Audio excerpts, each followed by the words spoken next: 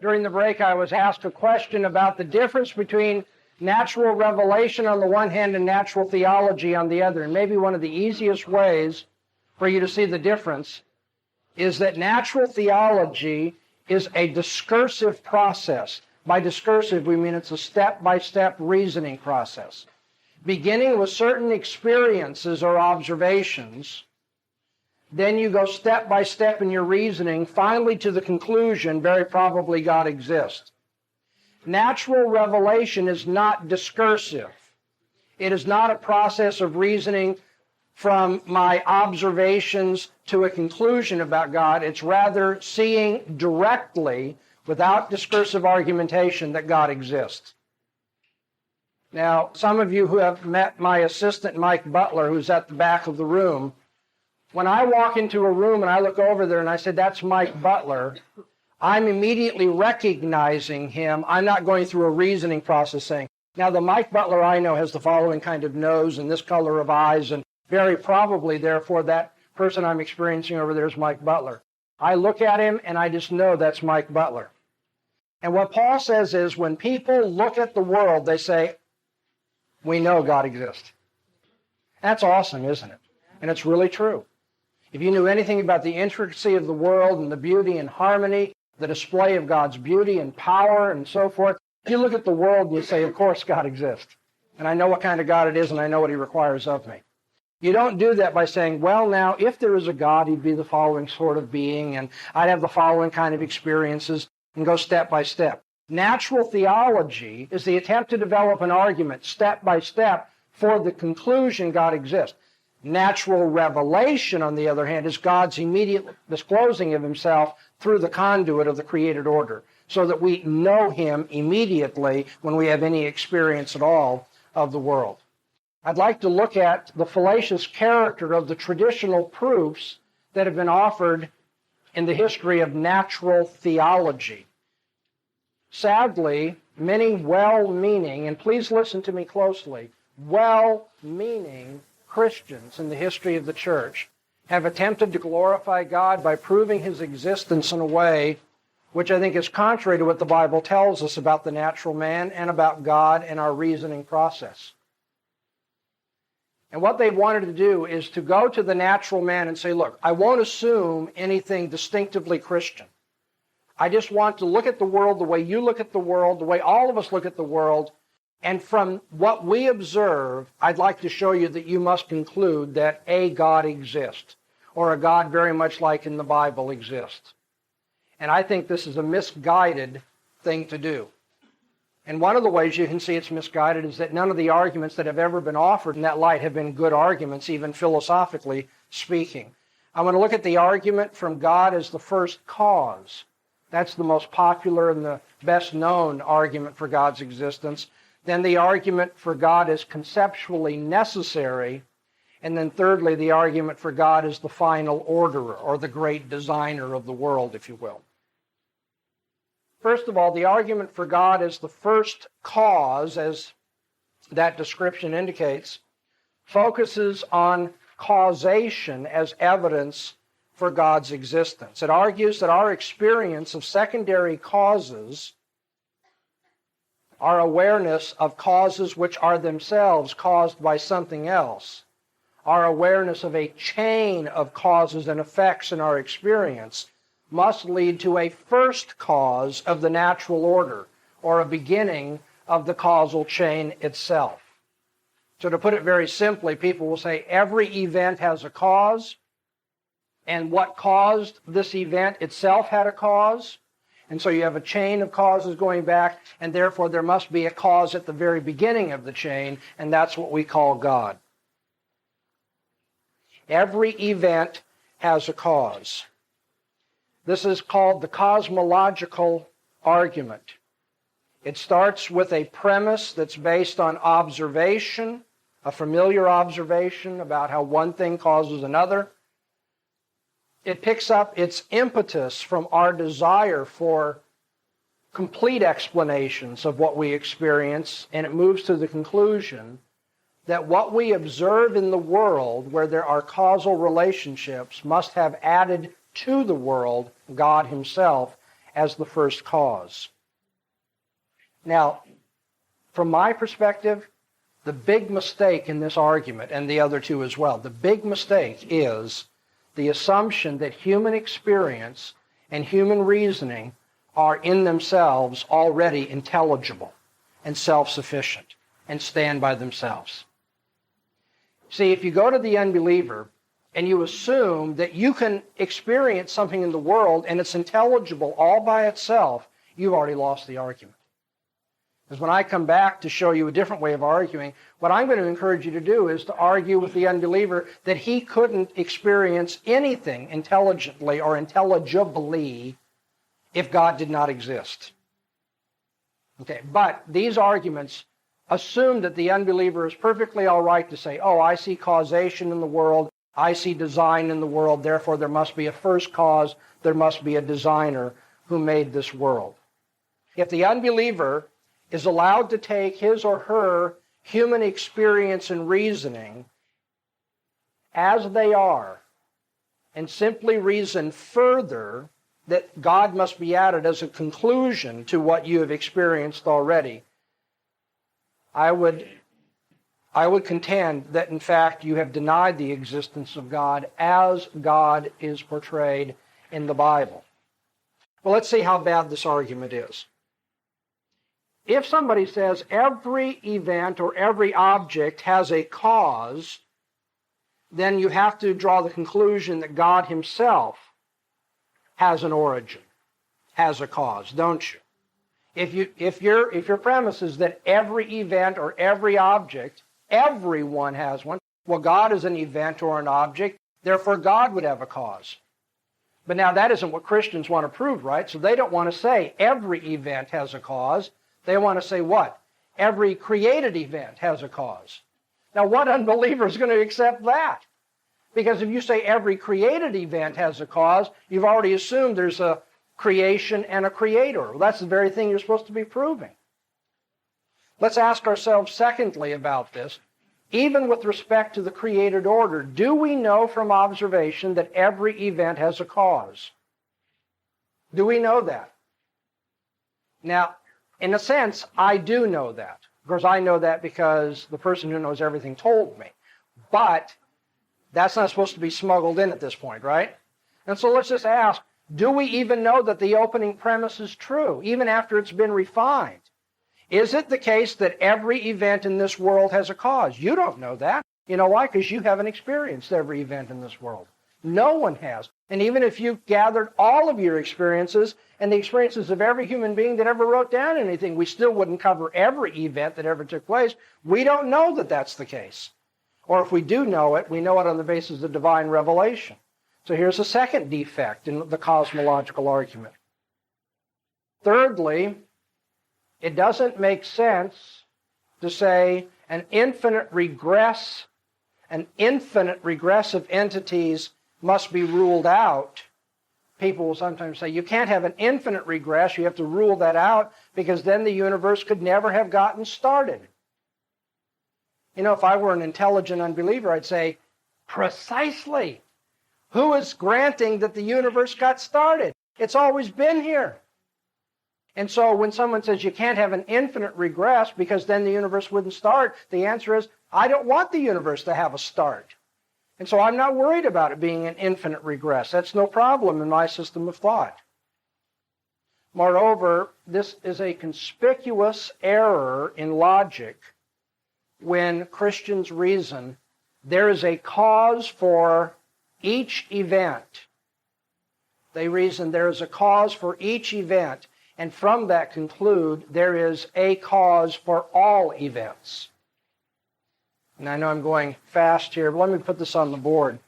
If the premise says that there is a cause for each event, that's looking at events distributively. You understand what I'm getting at? It looks at every particular event, one by one by one, and says about each one of them, it has a cause, it has a cause, it has a cause. But the conclusion that Christians try to draw from this is that there is a cause, and to make this clear, I'll write one underneath here, that there's one cause, a cause, for all events taken together. And all I can do, because time is short, is tell you that that is a grievous mistake in quantification and logic. It does not follow, even if there is a cause, and we don't know that there is, but even if there is a cause for each event, that doesn't prove that there's one cause for all the events taken together. The cosmological argument proves not one cause, but what? A number of first causes, for all we know. Fifthly, it's logically fallacious to argue from the property of the parts to the property or a property of the whole. That is, any of you who've taken logic again know this, it's an informal fallacy to say that because the parts of something have this quality, therefore the whole of which they are the part has that quality as well. Now, by the parts, I mean parts of our experience. Every part of our experience shows us causation, let's say. The parts are characterized by causal relations. Every piece of my experience has something that caused it.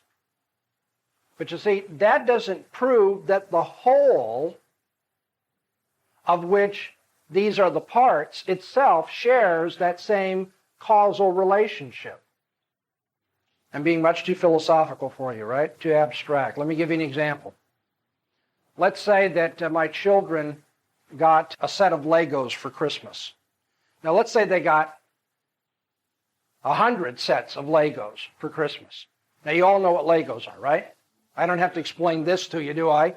Okay. And so here's, Daddy putting all the Legos together. And I put all the Legos together. Hundreds of boxes of Legos, putting them all together. When I get done, I have this grand edifice. A Statue of Liberty made out of Legos.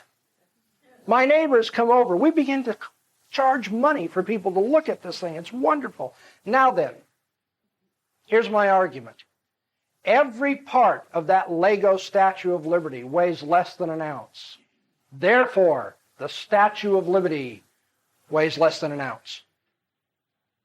You don't say, no, Dr. Bahnsen. The quality of the parts is not necessarily the quality of the whole. The characteristic of the part, each Lego being less than an ounce in weight, doesn't prove that the Statue of Liberty is made up of all those parts. They're all less than an ounce, but that doesn't prove that the whole statue is less than an ounce. And so in logic, you can't argue from the parts to the whole necessarily. And yet the argument from causation says everything that's part of my experience has a cause, therefore the whole of this world in which we live must have a cause as well. That is just logically fallacious. And then finally, even if all events in nature have a first cause, and that's something that I've disputed already, but even if it were true, we have no basis to infer from our natural experience of causation that there is a non-natural cause for the world as a whole. You see, because my argument is based on evidence taken from my experience of the natural world. But my conclusion has nothing to do with my experience of the natural world. My conclusion has something to do with a supernatural entity. And so, as many philosophers, especially Immanuel Kant, have pointed out, all of these arguments from natural experience are fallacious because they make the huge leap to a conclusion that has nothing to do with nature, but has everything to do with something supernatural. And so the argument for God as a first cause in 6 different ways that I've had to run through more quickly than I'd like, in 6 different ways we see, is just a terrible argument, philosophically speaking. The second argument that is traditional in natural theology is called the ontological argument for God's existence, or what I've put down in my outline is God is conceptually necessary. God is conceptually necessary. A medieval monk by the name of Anselm once reasoned that if you understand the concept of God, you must draw the conclusion that God exists necessarily. And why is that? Anselm said, because God is that being than which none greater can be conceived. that being than which none greater can be conceived. So God is the greatest being. And there isn't any other being conceptually greater than God. You can't conceive of anything greater than God. Everyone with me? Now, Anselm said, now is a God that exists greater than a God that doesn't exist? And everybody is inclined to say, well, sure.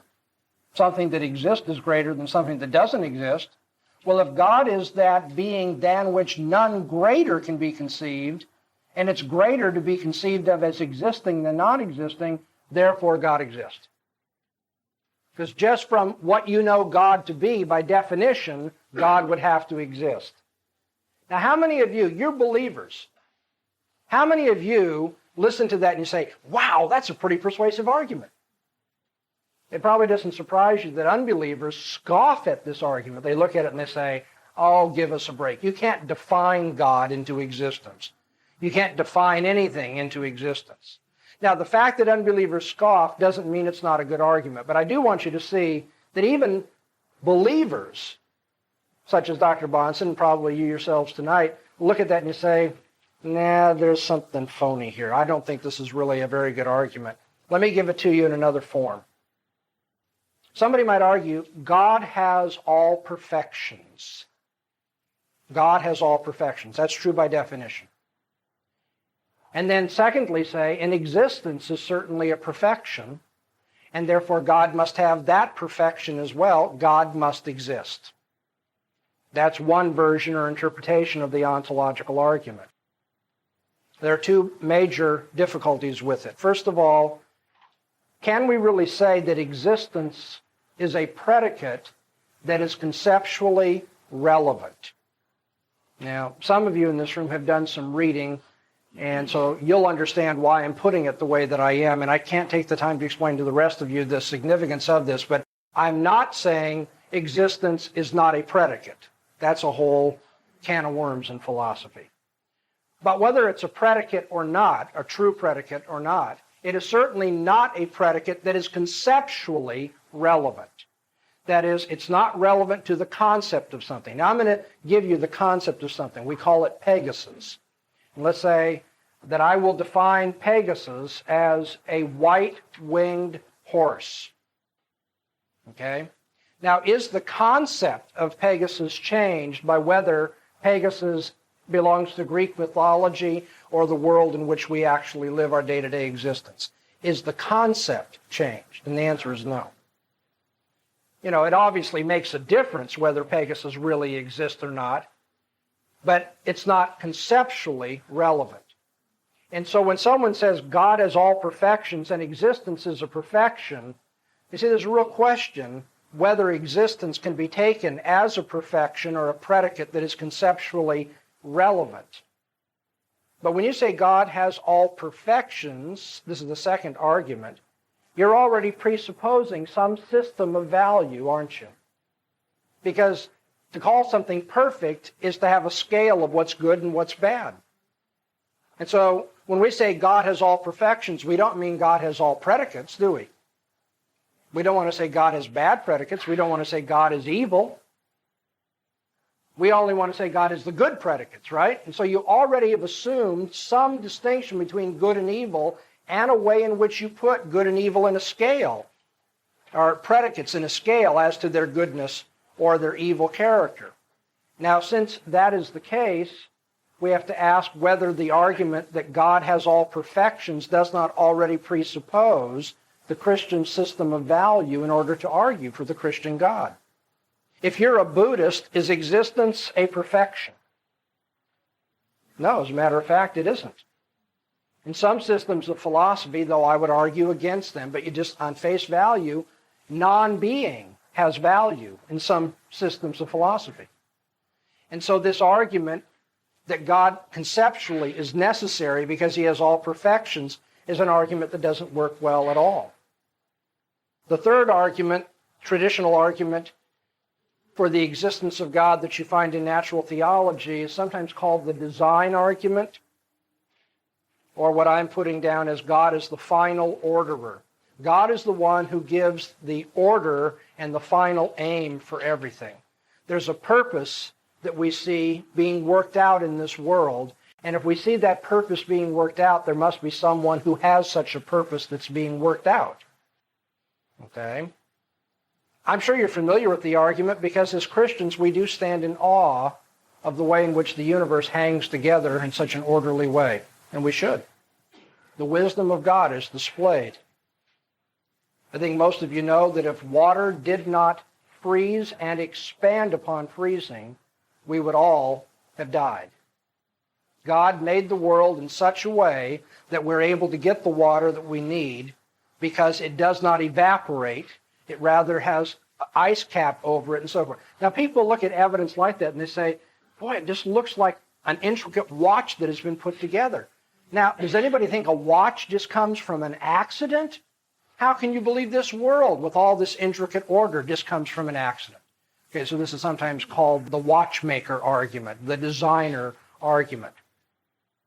I've already told you I'm impressed with the design and order that I see in the universe. But you have to remember, I already believe in God. And believing in God, I can see that evidence out there. And I think the evidence is good evidence and so forth. But if I were an unbeliever, this would not be a good argument at all. In the first place, we have to ask whether the design that is being asserted to be in the world is something that's objective about the world or just something that I'm looking at. That is a way in which I'm seeing the world. Is the design really out in the world, or is the design just my way of looking at the world? I think I can give you an example of that. Here's a really fascinating example of order in the world. What is today? It's President's Day, right? And who is the sitting president of the United States? Bill Clinton. All right, so here it is, February the 20th, President's Day. The president that's now in the White House is Bill Clinton. Where did Bill Clinton come from? Does anybody have a more respectful answer? He came from Arkansas. What town in Arkansas? Hope. Hope. Hope. Hope. He came from Hope, Arkansas. The President of the United States. Today is President's Day. And where am I speaking? At Hope Chapel. And when I was in high school, I was president of my student body. It's just remarkable, the order that's in this universe. There you have it. President's Day, Hope. I'm at Hope, and I was a president. How many of you are really impressed with that? The point of this is, some people see order as design when all there is just an, accidental collection of attributes here. And so when I, as a Christian, look at the way ice freezes and so forth, and I see design in this universe, it's because I already come to this world knowing it's my Father's world. And I praise God. I think that evidence is there. I'm not taking anything away from that evidence when I say it nevertheless is not an argument that the unbeliever is going to accept. He's going to say, well, yeah, you got hope, president, big deal. It doesn't show that the world itself is designed. It just shows that the world in which we end up living has got these connections in it. Beyond this, does this argument prove that there is one designer or many designers? And if there is design in the world, is it supernatural design or is it natural design? The philosopher David Hume suggested that the world is a big vegetable. And you know how vegetables develop? There's pattern and order and so forth, but you wouldn't say there's some external watchmaker for the carrot. And so he said, for all we know, this world in which we live is just like a big vegetable. I know that doesn't sound flattering and so forth, but from a conceptual standpoint, maybe the design is just built into the way things happen in this world. Maybe it's inherent in the world. You Christians want to worship a God outside the world who made the watch. Hume said, we pagans want to worship the world itself, the great vegetable that develops in the way that it does. But perhaps the most difficult part of the design argument is that the minute you as a Christian say, look at the order, look at the balance, look at the symmetry you see in the world, the unbeliever is going to start bringing out evidences of what? Disorder. And the unbeliever is going to say, well, if your God is responsible for designing all these wonderful things, your God's also responsible for these diseases that kill children. And so you don't have a good God, even if God is the one that you think this world points to. Well, so the arguments that have been traditionally offered for God as the first cause, or God as conceptually necessary, or God as the final orderer, all prove to be fairly bad arguments from the unbeliever's perspective. Maybe we should all just go home and say, well, I've got faith in God and other people don't, and that's all there is to it. I wouldn't have come to give this lecture if I thought that. I want to point you in the direction now of a special kind of proof that is known in the history of philosophy. You don't need the history of philosophy to have learned this. I've already taught it to you in point 1 up above. But now I'm going to give it to you in a more philosophical or sophisticated form. A special kind of proof that has come to be called transcendental argumentation in the history of Western thought. Transcendental argumentation. The philosopher David Hume, whom I have already mentioned, reached skeptical conclusions on the basis of empirical premises or pre-commitments. Hume said, well, if we can only know what our observations show us, then notice what happens. And one of the conclusions he came to, I'm just going to take one, is that we have no idea of causality in this world, because no one ever sees a causal connection. That's going to strike many of you as somewhat silly, because you're going to say, well, I've seen one thing cause another, but you haven't. Hume says, if you're going to go on observation alone, strictly speaking, you see one event, let's call it A, and then you see another event, B. He says, but you did not see any connection between A and B where one caused the other. You only saw a succession of events. Somebody says, yeah, but I've seen it many times. I've seen A and then B, A and then B. Right? The rooster crowed, the sun came up. The rooster crowed, the sun came up. The rooster crowed, the sun came up. Therefore, I know roosters cause the sun to come up. No. You see, that's much too simplistic. But the problem's more than just the oversimplification of experience that's involved in this line of reasoning. And that's that Hume said the kind of connection can be habitual. You can have the habit of expecting it, but it doesn't become causal unless it's necessary. And it's only necessary if, from all my past A and B experiences, I can in the future predict that B will follow A. But all that I know, according to empiricism, is based on observation. Has anybody ever observed the future? No. Has anybody ever observed the connection between the past and the future? No. And therefore Hume said, we have no necessary connection between A and B. We only have the habit of expecting B after A. Now, many of you may be sitting there saying, big deal, I'm tired of these philosophers and their abstract terms and their philosophical vocabulary and all that. So take it on my authority. What Hume did here was totally obliterate Western thought. He said the rationality of the Enlightenment, that so many people are putting their confidence in, that we can know things with our unaided human reason, has just been blown to smithereens. You can't know anything because all scientific inference assumes what? The uniformity of nature. And Hume said, but you don't observe the uniformity of nature, therefore you have no right to believe that. So Hume is a real problem, a real thorn in the side of rationalistic philosophers. Now, David Hume, however, awakened from his dogmatic slumbers another philosopher by the name of Immanuel Kant. And Immanuel Kant realized that he would never be able to beat Hume at his own game. He said, if I'm going to use observation, I'm never going to be able to have causation be something that I observe. And so Immanuel Kant took a different approach. He said, I want to talk about what are the preconditions for the intelligibility of any human experience. And then he argued, and causation is one of those. That is, he said, the mind must approach its experiences, the mind must approach its observations with this category of causation already in place. And it imposes that on experience in order to make experience what we call rational. Because if there aren't causal connections, there's no scientific discussion, there's no rationality to the universe at all. And so Kant felt that he had answered Hume. I don't think that he did answer Hume, but Kant felt that he answered Hume by arguing in a transcendental way. He said, I'm not going to prove causation by a line of argumentation or observations. I'm going to show that you must already believe in causation in order to make sense of those observations. And I'm no Kantian, but what he did there is the key to how we argue for God's existence. We're going to argue that God is the precondition for the intelligibility of human experience.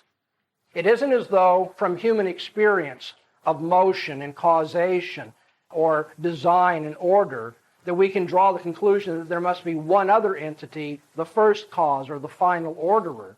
It's rather that if you do not begin with God in your thinking, then you can't make sense out of anything at all.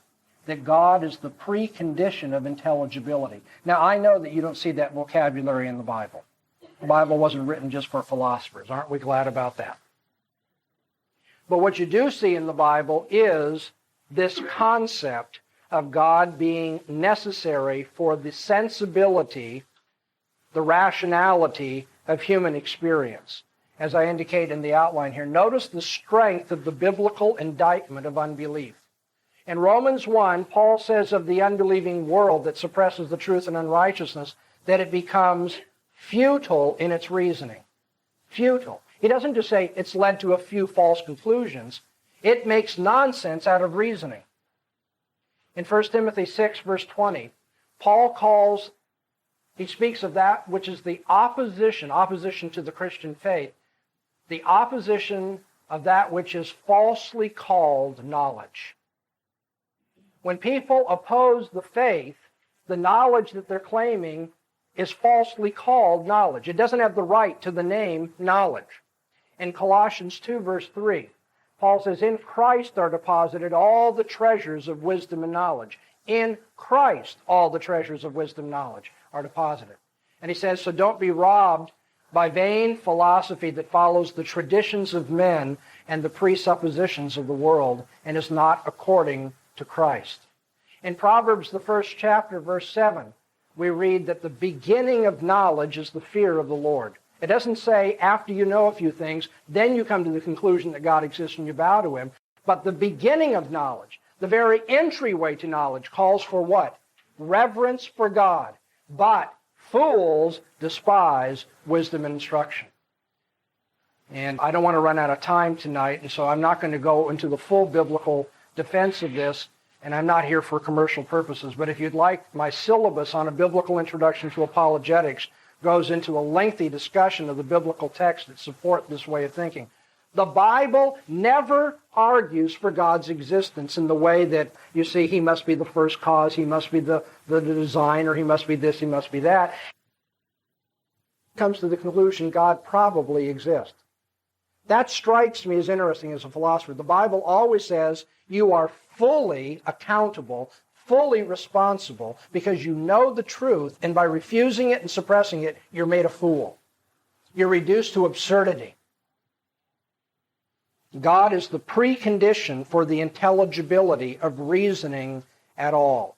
And so the kind of proof that I want to commend to you tonight is what you might call an indirect proof of God's existence. An indirect proof.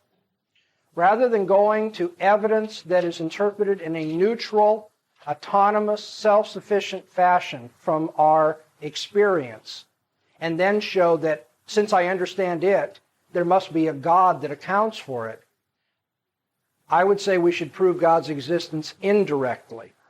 And by indirectly, I mean compare worldviews or philosophies of life. So I've got a philosophy of life that begins with God. Now, I realize that you don't accept that right now. That's fine. But I just want you to understand what my philosophy of life is. According to my philosophy of life, God created the heavens and the earth. He made everything that's in them. He providentially controls all things. He's the one who gives order to our experience. He made my mind. He's made me so that I can understand this world and I can have dominion in this world and subdue it to His glory. He made me to glorify Him. He gave me the moral standards by which I live. He's the one who made me something other than the animals, other than a carrot. I've got freedom. I can think and think rationally. And I am to think rationally in a way that pleases and glorifies Him. And when I do so, I can make sense out of my experience and I can gain knowledge of this world and have control over it. Now, I realize you don't accept my philosophy of life, but that's my philosophy of life. Now, let's talk about your philosophy of life, Mr. Unbeliever. According to you, there is no God. According to you, all there is matter in motion. And I'd like to compare these two philosophies. I realize that when I give you evidence of God's existence in the truth of Christianity, for instance, that a man named Jesus years ago rose from the dead, his opponents couldn't disprove it, those who believed it were willing to die for it, I give you evidence of those things, and I draw the conclusion, given my philosophy of life, he's given historical evidence of who he is, and that we should follow him. But given your presuppositions, you can't conclude that a miracle took place. You have to conclude what? Strange things happen in this world, and if we had enough information, we'd give a natural explanation to it. So, though I think that there is abundant evidence for God's existence, I also realize that you will never interpret that evidence in this way. You will always bring your naturalistic assumptions to the evidence and draw different conclusions. However, I don't think that's the end of our argument, because I think we need to compare your worldview to my worldview with respect to what's going on in our argument at all. How is any argumentation possible? And I'm going to argue now for the impossibility of the contrary. That is, within my worldview, I can explain to you why there is logic. In my worldview, I can explain to you why there is causality. In my worldview, I can explain to you why there are moral absolutes, why I believe that human beings are free and have dignity. But in your worldview, there couldn't be any logic. Why not? Well, matter in motion, that's your worldview. The logic isn't material and it's not in motion. The laws of logic are abstract entities. The laws of logic are not something you can touch. They're not physical. The laws of logic are universal in application. They're not particular, temporal events or experiences. And they're absolute. They're without qualification. And so within your worldview, there could be no laws of logic. Some of you who have heard some of my debates know that this is the approach I took at the University of California, Irvine, when I debated Gordon Stein. I said, in essence, your atheistic worldview doesn't comport with the laws of logic. However, debate, in the nature of the case, debate requires that there be laws of logic by which we evaluate arguments. Therefore, by coming to the debate, Dr. Stein, you lost. By coming to the debate, you affirmed laws of logic, but your worldview doesn't comport with laws of logic.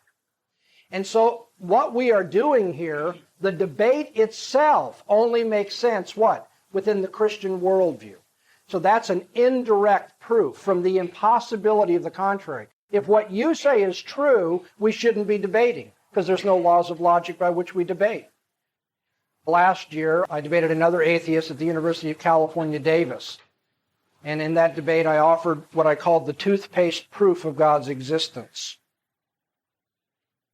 I acknowledged for my opponent that no matter what evidence is brought up, he's going to interpret it in his atheistic way. All right? So I can give him evidence of miracles, evidence of this, evidence of that, and he's always going to try to naturalize it and strip it away of any supernatural character. I said, and you're going to give me evidence of things like evil things that happen in this world. You may point to child molestation and say, how could Christianity be true if this happens? What he said actually is that he had relatives who died at Auschwitz.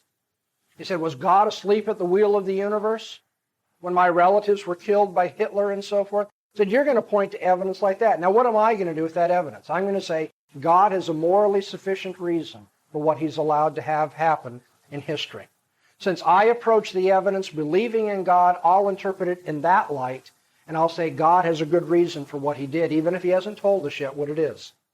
You, on the other hand, will approach all the evidence, the miraculous evidence that I'll offer you, and you'll naturalize it, and you'll interpret it according to your worldview.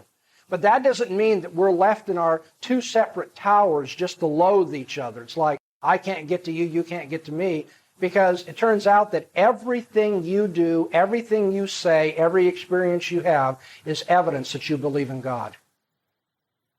Of course, this just bewildered him, and if you ever watch the tape, I think you can see this. It's just kind of like over his head. He just did not understand what was going on. But here's the toothpaste proof of God's existence.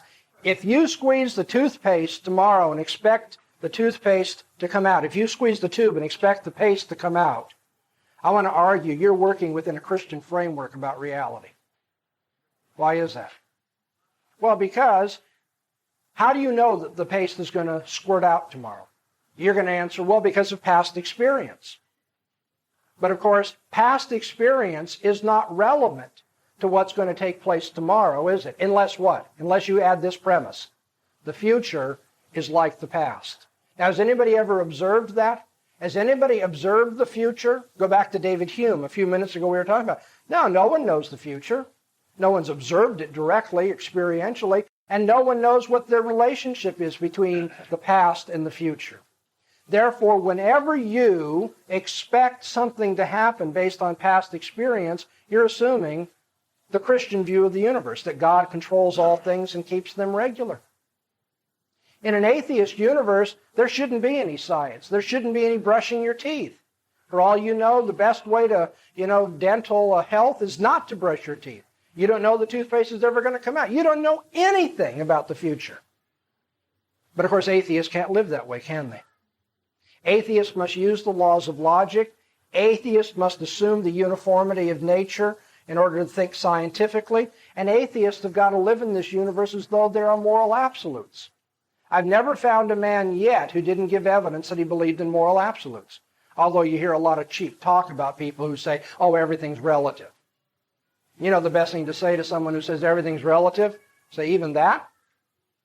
Even that statement is relative?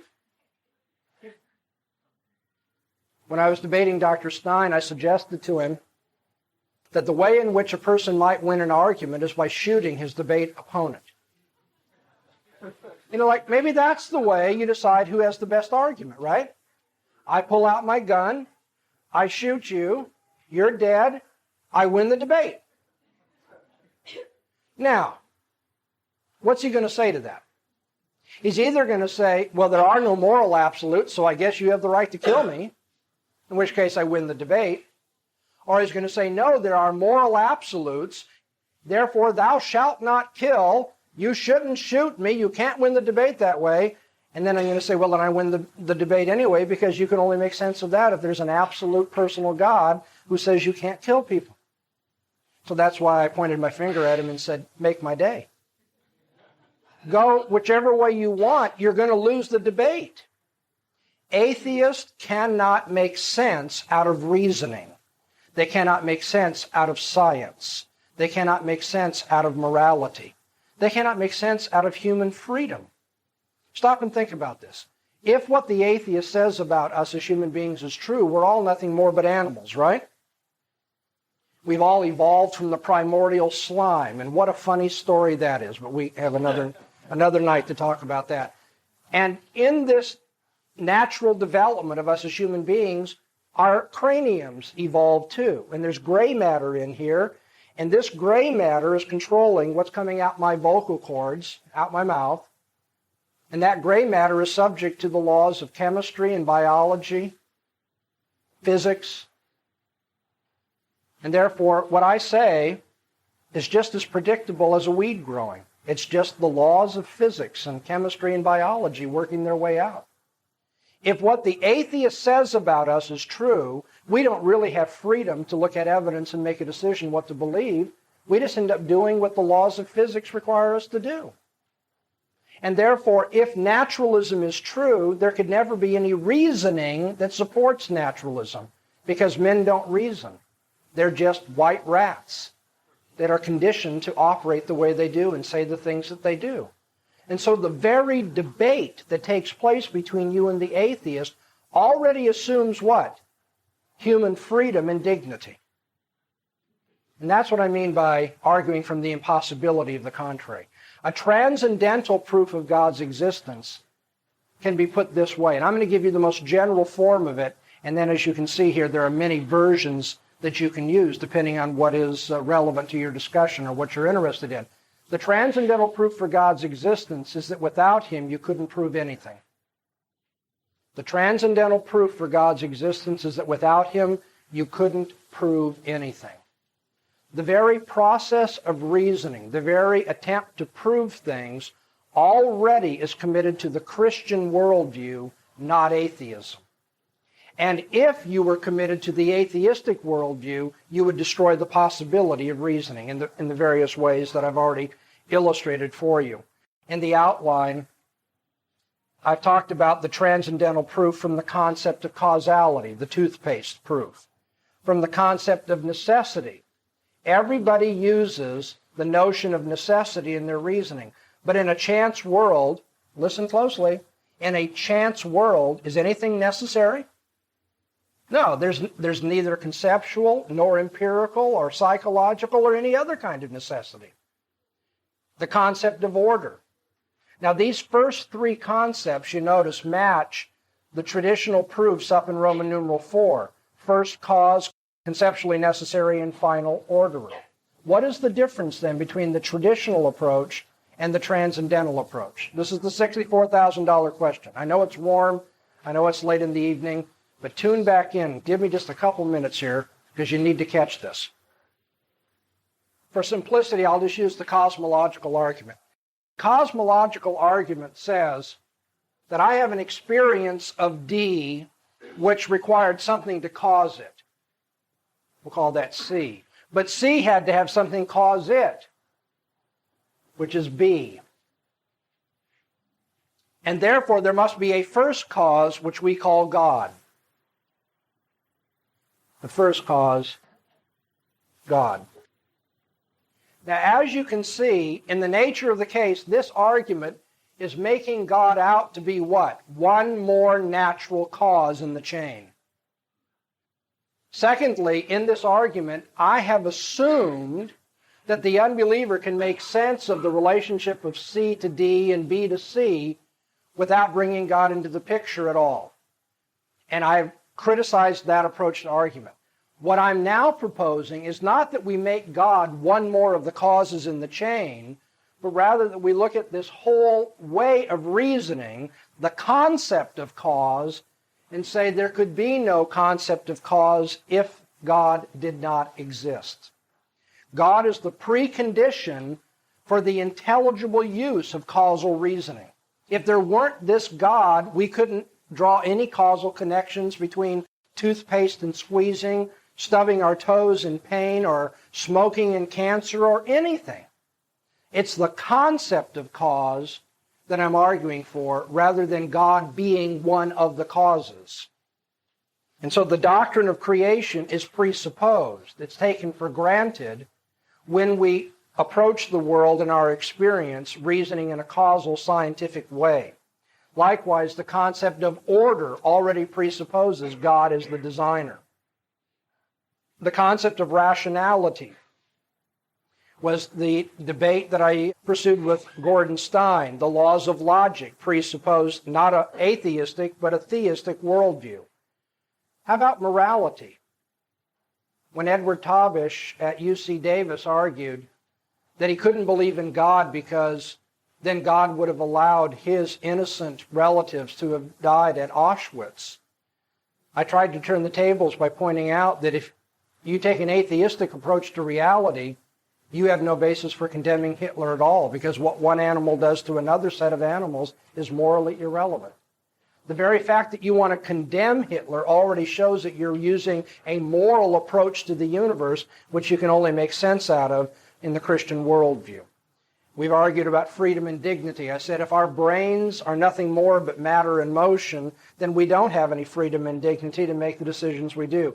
And if time allowed me, I'd like to point out to you that anything you like to talk about opera, You like to talk about baseball. You like to talk about legal matters. You like to talk about science or industry or money. Anything in human experience you like to talk about, it will turn out that the unbeliever cannot make sense of what he or she is saying without borrowing from the Christian worldview. The proof of God's existence is that without him, you couldn't prove anything. God is the precondition for the intelligibility of all human experience and reasoning. Now, before I throw the floor open to questions quickly and our evening runs out, something needs to be said about the unique adequacy of the Christian worldview, because many of you may be sitting there thinking, well, why does it have to be the Christian worldview? Why couldn't it be, let's say, Islamic theism that we use instead of Christian theism? Why do we have to take the Christian approach? Or, Dr. Bahnsen, what would you say to those who hold to a false religion? Now, I came in here tonight to talk about atheism, but what about those people who hold to a false religion? They aren't atheistic, but they aren't Christian. Well, first of all, you need to be aware that every false worldview can be undermined in the very same way. That when someone comes with a different version of God, you still have to ask the same questions about how is logic possible, how is human freedom possible, how is science possible, and so forth. And it turns out only Christian theism provides a worldview that will make sense of these things. A good example. Hindus will tell you that all distinctions are illusory. That, in fact, all is one. The grand truth is that we're all united into one blob of reality. And there are no true distinctions. Well, if there are no true distinctions, then there's no difference between you and me and the Hindu. And there's no distinction between premises and no distinction between entities, and therefore the laws of logic don't apply. If everything is one, there could be no logic, which is to say, there can be no logical defense for Hinduism. Now, some people are willing to say, oh, isn't that grand, isn't that glorious? And I say, fine, speak up, because what I'm trying to argue is that rationality requires that you be a Christian. If you don't want to be a Christian, the only refuge you have is irrationality, and Hinduism is a proof of that. All of those faiths that do not have a sovereign personal God can be refuted just like all the non-Christian worldviews. And now here's the second thing you need to know. The other religions of the world that have a personal God are all based on Christianity. Now I realize you're not told that in the secular schools. But you see, you have polytheistic religions, you have Hindu unifying pantheistic religions, and then you have those religions which are really based on a Christian conception or a Judeo-Christian conception of God. Islam didn't come up with the idea of Allah all by itself. Muhammad borrowed from Christians and Jews that notion. And he also made the mistake of writing that what he was saying was a continuation of the law of Moses, the Psalms of David, and the gospel of Jesus. And so even in the case of Islam, you can go back to the Bible and say, but you see, the Bible, which you affirm, refutes the theology which you teach. And so you can do an internal critique of those which are aping Christianity. Now, I'm giving you comparative religion in 5 minutes, and I know that's a difficult thing to do, but the point is only the Christian worldview will adequately give us order, causality, necessity, rationality, morality, freedom, and dignity. And when false religions come along, you need to deal with them just like non-Christian worldviews are dealt with. But somebody's going to say, but maybe there's one out there we've never heard of. You know what? I'm happy just to leave it at that basis. As I say here, there are nothing but hypothetical competitors. I'm not worried about hypothetical competitors. When someone tells me that, I'll say, boy, that is the desperate leap of faith, isn't it? I have no rational basis for what I believe and what I'm doing.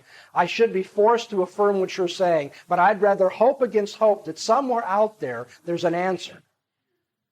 And the funny thing is, isn't that what non-Christians say about us? Isn't that the way they try to portray us? Just this blind leap of faith? You need to point that out and say, well, if you're going to make a blind leap of faith, the point is you're going to continue to suppress the truth in unrighteousness. Moreover, notice that the Christian worldview claims to be the only true one. Now, if that claim is false, hypothetically, if that claim is false, then the Christian worldview can't be the foundation of rationality, science, morality, freedom, and human dignity, can it? Because it's a false worldview. And therefore, if Christianity is the precondition of intelligibility, it would have to be the only one that is the precondition of intelligibility. The only alternative is for somebody to develop another worldview that has all the same things in it that Christians have in their worldview, but then to change the names. We don't say Jehovah, we don't say Trinity, we don't call this historical person Jesus, and so forth and so on. But I think you can see that that's a paper tiger. Who's worried about our worldview dressed up with other names? Christianity is the only adequate, rational alternative for men. The proof of God's existence is that without him, you couldn't prove anything. Now, what would you like to ask me in the moments that remain? And if anybody feels they need to leave, I'll certainly not be offended, but I'd like to take about 10 minutes here for questions. Okay, 30 seconds. Anybody got an easy one for me? Someone lob a softball up here so that I... Why? If there wasn't a universal. Okay, the question is, at Nuremberg, why did they have to lay down as a premise of the trial that there is a universal morality on the basis of which the trial proceeded? If there is no universal morality, then in fact, at Nuremberg, there shouldn't have been a trial at all, because you don't have to prove anything. All you have to do is you have the power, beat up the guys you don't like. They wanted to show that whatever punishment was imposed had the universal approbation of the human race.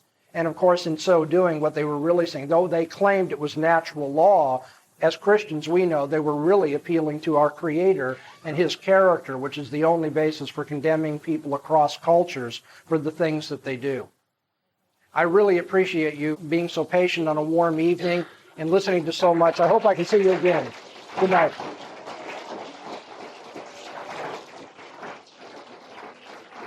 Thank you.